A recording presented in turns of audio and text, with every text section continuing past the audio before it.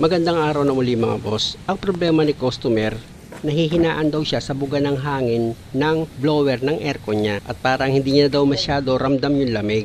Sabi ko naman, pakiramdam niya lang yon, kaya palitan ko na lang ito ng cabin filter niya. 1 taon na rin kasi mahigit mula nang pinalitan ko yon mga boss. Pag nabuksan nyo itong glove box mga boss, hilahin nyo lang yan paangat, kabilaan.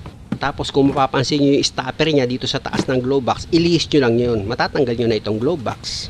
At kung makikita nyo itong tinuturo ko mga boss, yan lang naman yung parang bisagra niya. Yan yung tinuro ko. Tapos sa kabila, ganun din. Ayun, yung tinuro ko doon.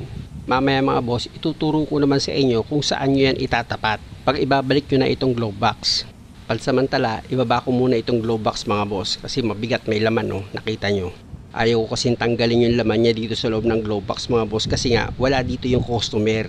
At ito na mga boss, yung tinuro ko kanina, dyan yung itatapat yan. Yung tinuro ko kanina mga boss, iangat ko itong glove box niya. Ituro ko ulit mga boss, baka kasi nakalimutan nyo eh. Ayan mga boss, ano? Yung kabilaan na yan, ha?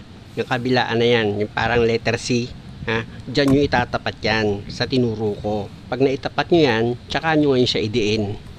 Pasensya na kayo mga boss ha, hindi ko ata masyado nakuha na ng video.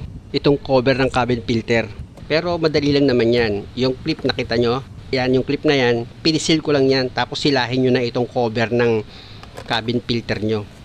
At ito na mga boss, tanggalin ko na itong cabin filter nya. Ito yung aircon filter mga boss, tatanggalin ko na yan. O, medyo ililihis nyo lang yan pag tinanggal nyo.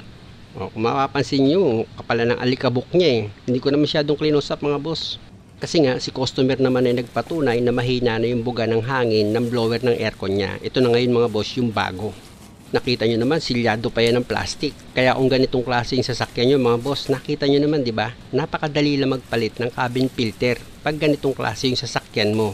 Malaking bagay na yun mga boss para kahit papaano matuto kayo, bukod dun, makakatipid pa kayo. Siyempre kahit papaano pag nagpapalit ka sa mekaniko niyan, kahit papaano magpapaluwal ka rin kahit na barya-barya lang. Maliban na lang kung kaklose mo yung mekaniko, walang problema. Kung makikita nyo itong lumang filter nya, meron siyang direction yung arrow nya. Tapos ito naman yung bago mga boss, meron din yung arrow. Naka-direction din yan pataas. Kaya pag inilagay mo itong bagong filter or cabin filter, dapat yung arrow nun nakapataas. Sa paglagay naman, same procedure. Kung paano mo siya tinanggal, ganun mo rin siya ibabalik para hindi malukot-lukot itong filter niya. Siguraduhin mo lang na maayos yung pagkakalapat mo ng cabin filter mga boss, para pag inilagay mo itong cover niya is hindi siya matupi.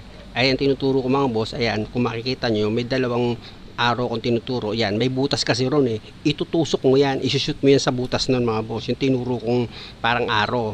Tapos pag na-shoot mo na siya sa butas mga boss, itutulak mo na lang itong cover ng cabin filter mo kung sana yan maglalak pag idiniin mo. At dahil okay ka na dyan, pwede mo na ngayon ibalik itong glove box mo. Itong tinuturo ko mga boss, sana uulitin ko lang. Ayan, di ba? Tinuturo ko na yan, dalawa na yan dito sa glove box. Itutusok mo yan dito sa tinuro ko. Di ba? Itapat mo lang siya mga boss, ha? Tapos ito namang stopper niya, ipapatagilid mo lang yan. Pero unahin mo munang ipasok itong stopper diyan sa may taas. Yan. Pag naipasok mo siya ngayon, iangat mo ng kaunti, tsaka mo ngayon itapat dun sa itinuro ko. Pero siguraduhin mo lang nakatapat siya mga boss. Para pag idiniin mo itong glove box, hindi ka sasablay. O katulad niyan, idiniin ko na. Pwede ko na ngayon isara itong glove box. Tapos testingin ko yan mga boss, ano? Para makita nyo na okay nga yung pagkakalagay ko dito sa glove box. Diba? Okay na siya. Pero testingin ko siya ulit. I-check ko kung meron siyang uga. Or baka hindi siya masyado nakaklip. O diba? Kapit na kapit na siya. Matigas eh. Pwede ko na ulit isara yan. Dahil nandito na si customer, testingin na namin itong aircon niya. Yung hangin kung malakas na ba. At kung ramdam niya na ba yung lamig. Lumakas na siya. Nasa isip kasi ng customer, kulang daw itong preyon niya. Pero okay naman eh. Wala namang problema sa preyon. May preyon naman. Ano ba? Wala may. Galing sa init eh. Galing kasi sa labas si customer, kaya mainit yung dating sa kanya. Kaya hindi niya pa maramdaman yung lamig. Kaya nga ang ginawa ko, ni-road test namin, ayun, nilamig siya. Muli mga boss, maraming salamat sa panonood. Sana nakakuha kayo ng idea at kung maaari, huwag niyo naman sanang kalimutang mag-subscribe sa channel ko. Salamat!